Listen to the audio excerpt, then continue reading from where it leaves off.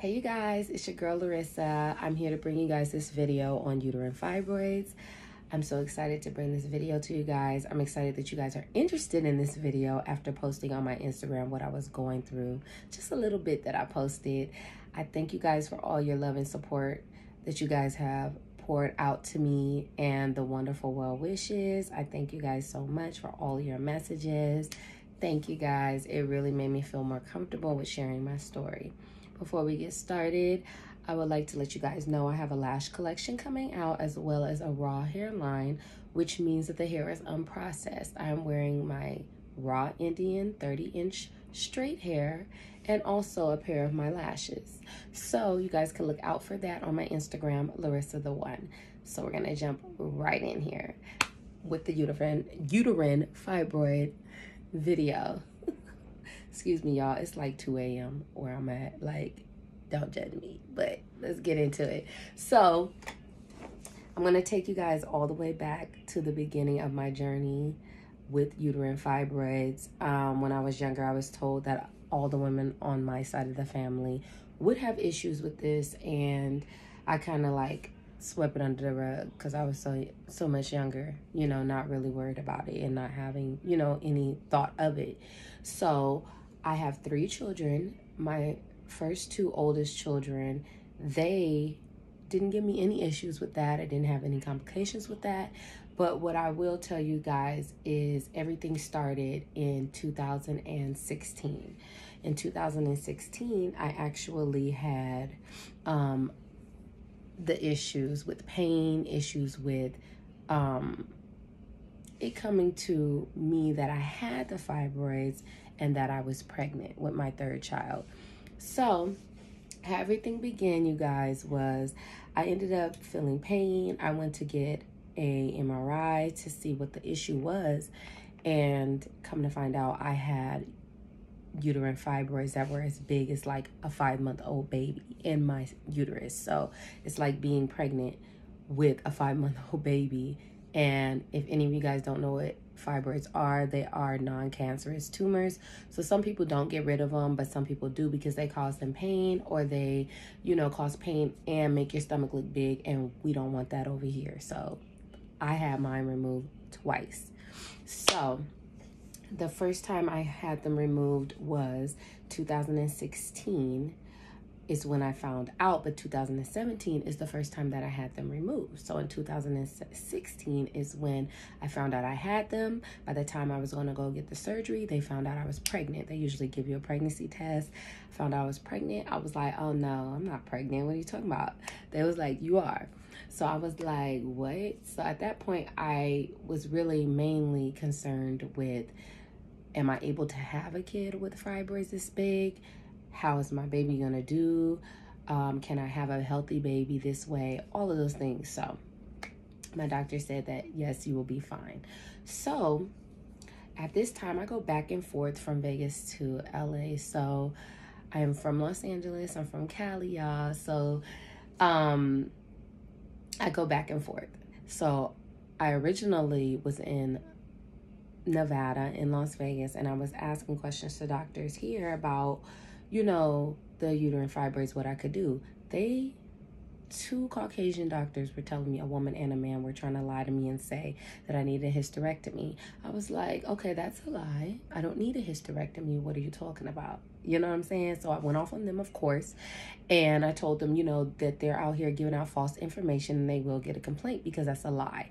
I've actually had my 2 oldest children by a doctor that was an African-American woman who actually did these surgeries, that did some of people in my family's surgeries that removed the fibroids, and they also did hysterectomies as well. So I knew that that was a lie. There's so many different procedures you can get with removing fibroids, no matter how big they are. So I knew that these doctors in Nevada were lying. I will never again trust none of these doctors here. I barely trust any doctor, but I definitely won't F with any of them out here in Vegas. So after that, I ended up investigating more because the doctor that I'm speaking of that is African-American that I trusted, that delivered my first 2 kids, she was actually retiring. She already retired like a year before, a couple months before I needed it done. So she ended up telling me there was a specialist at Cedars-Sinai where I actually had all of my kids. I was born there. Like, it's a really good hospital. It's like Los Angeles, Beverly Hills area. So I said, okay, cool. I investigated the doctor. I felt comfortable, met up with him. He told me it was possible to have a surgery without any marks. So I was like, cool, let me go ahead and do that, set that up, all of that. Now, I want to let y'all know something. Before all of this, in 2015, I had a car accident around 2014. So in 2015, I actually was getting injections in my spine for paying for a car accident that I had. So when I had that, these were hormones that were going into my spine. And the reason I'm telling you guys this is because right after that is when I start having the issues with the fibroids. And what I'm telling you guys is, you know, my philosophy is I just feel like, you know, the hormones and all of that is because of that injections, the injections, because it was recurring. I think I got them for a good couple of months.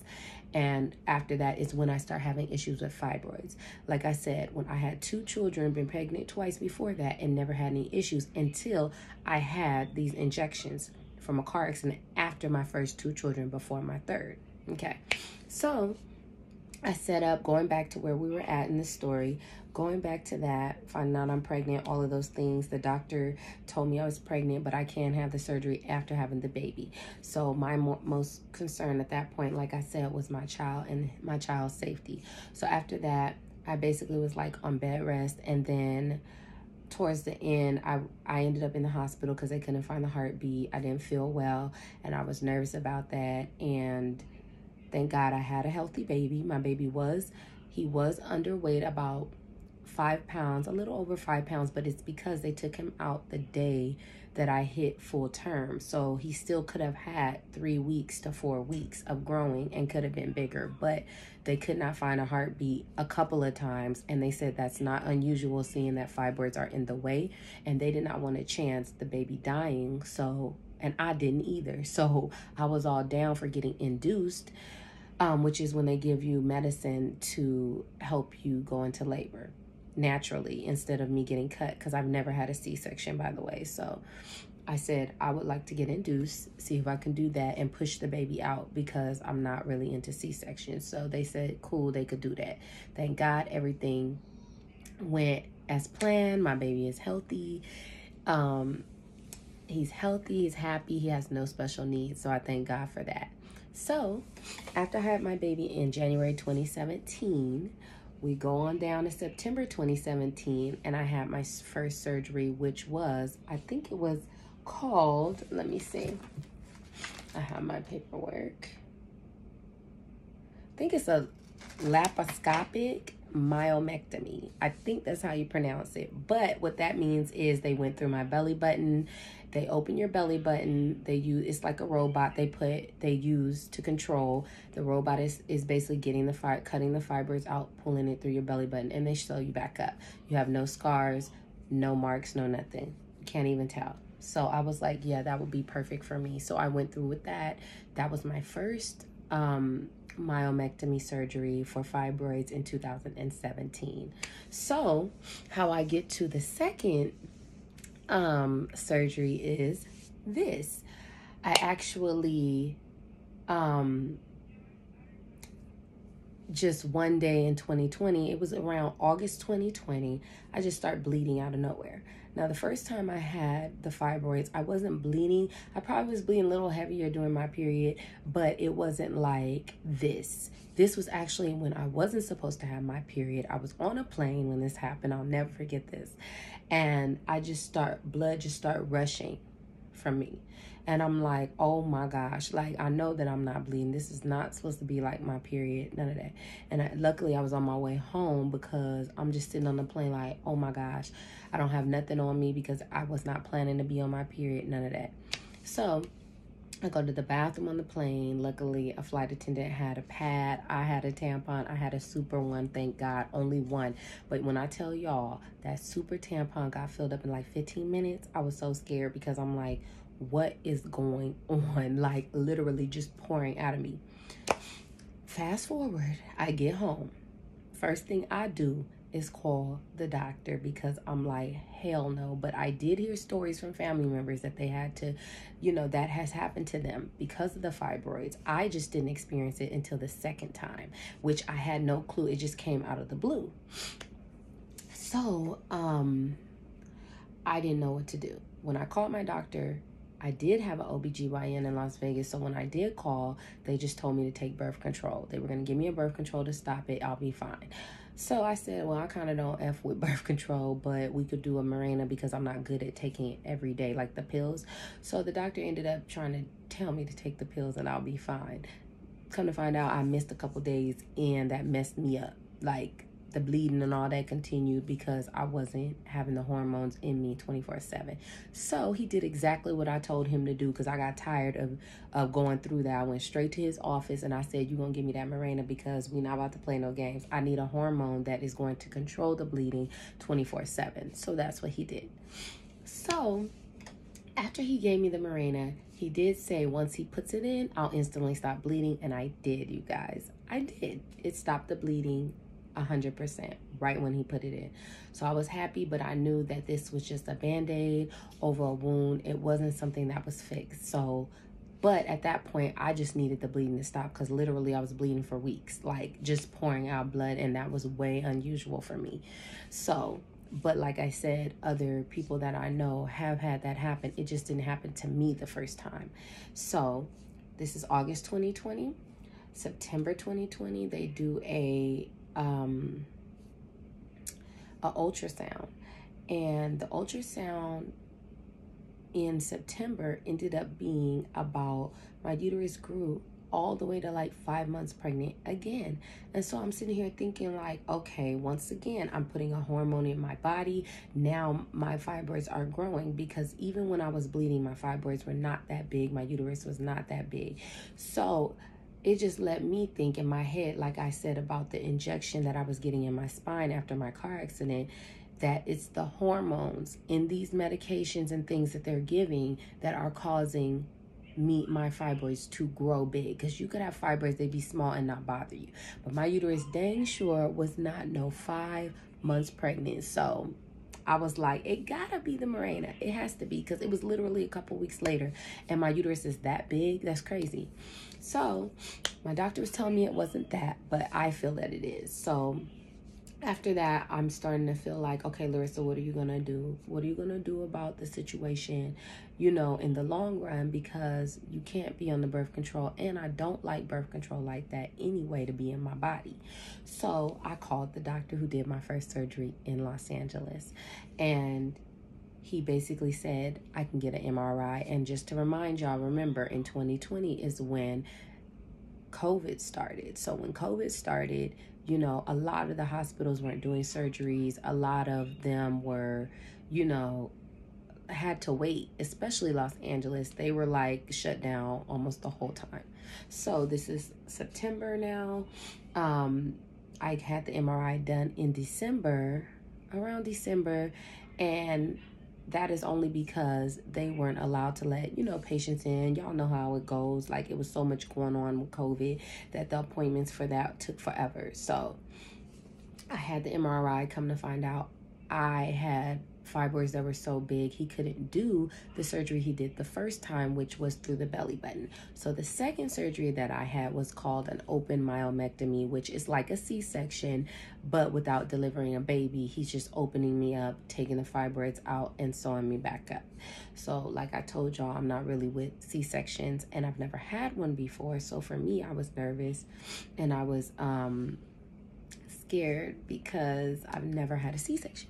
And I'm like, be hearing stories. So I'm just kind of like, dang, like, I wish I wouldn't have to get this done. But at this point, my uterus is way too big and I'm too cute to have a big fat tummy. So we're going to have to get rid of this. So I made the appointment in February because of COVID. I had to wait for them to have openings. So February is when I got the news in 2021. And I had my surgery May 5th, which is the open myomectomy. So you guys, the healing process with this was crazy. Like, I'm still resting, by the way. I am 3.5 weeks post-op and I'm feeling really good today. This is like the second time I was able to put makeup on my face. and do things on my own without nobody helping me and stuff like that. So I'm really happy about that I'm healing well. I healed well the first time, and I'm healing well the second time. It's just this time, it's like I had to be very, very careful because of an incision. But the good thing is, where they sewed me, you can't even tell that I was cut open. So I thank God, like, I'm not gonna have a scar. I'm not gonna have none of that. So that's good. They did a really good job with sewing me up and having it look like my skin instead of like a, you know, like you've been sliced open or something. So I'm happy. And I think the questions that I got on Instagram was just if there's a scar. No, I don't, thank God. If I had issues with recovering, I didn't have issues, but I wasn't ready for it. Was literally like having a baby and having a C-section. And I sat here thinking to myself, y'all, for this last 3.5 weeks, like, I don't know how women who have C-sections carry their babies, do things, because you're not allowed to carry anything heavy. You're not allowed to do a lot of things at all. Like, I'm over here struggling, don't have no newborn baby. I could not imagine how a woman would feel having a C-section. But what I will tell you guys, after that first surgery, if I wanted kids again, I would have to have a C-section. I had all my kids natural, vaginally, if you want to say that.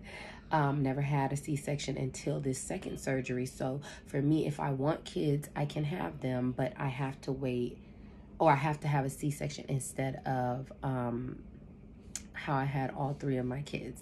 So that's kind of like a bummer for me. I'm kind of like, dang, like I wish I could have my kids, you know, push them out. You know, you heal faster. The healing process is way easier. You can carry your baby. It's way easier, y'all. Trust me. But I will be doing a question and answer on fibroids so women can share. Hey y'all, so my camera ended up dying, y'all, but we are towards the end of the video and my journey, y'all. So I want to leave you guys with this information. If you decide to go through any surgery regarding uterine fibroids, matter of fact, any surgery, make sure they are a specialist, not just any OBGYN, you guys. Anybody can be a regular OBGYN, get degrees, whatever that is, but make sure they have multiple degrees in other things. Like my doctor, he has multiple degrees. He's not just an OBGYN. He specializes in this. He has multiple. So look for that. Make sure when you visit with them, you're comfortable with them. Make sure they have your best interests at heart. Make sure they have multiple options for you, not just hysterectomy like we were speaking of earlier in this video, because then they are a scam. So you guys, I hope you enjoyed this video. I will put exclusive videos of me waking up after surgery, talking how I felt at that moment, all that good stuff, and a picture that the doctor sent me of the fibroids that he actually took out of my body, y'all. So I will post that at the end. I hope you guys enjoyed this video. Look out for all my future ventures, y'all, on my Instagram at Larissa the One. I hope y'all enjoyed this video, and I love y'all. Bye. Hey y'all, this is your girl. I felt led to share my story with you guys on fibroids. I've been having these issues for years. I'm actually done with my second procedure I've had over the years, getting rid of them for the time being. I'll be sharing deets on that. I just really felt led to share my story because, you know, it's an issue in a lot of us Black women, and I think very informative.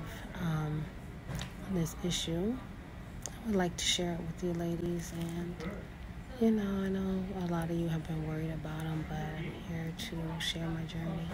Stay tuned, ladies. Love y'all.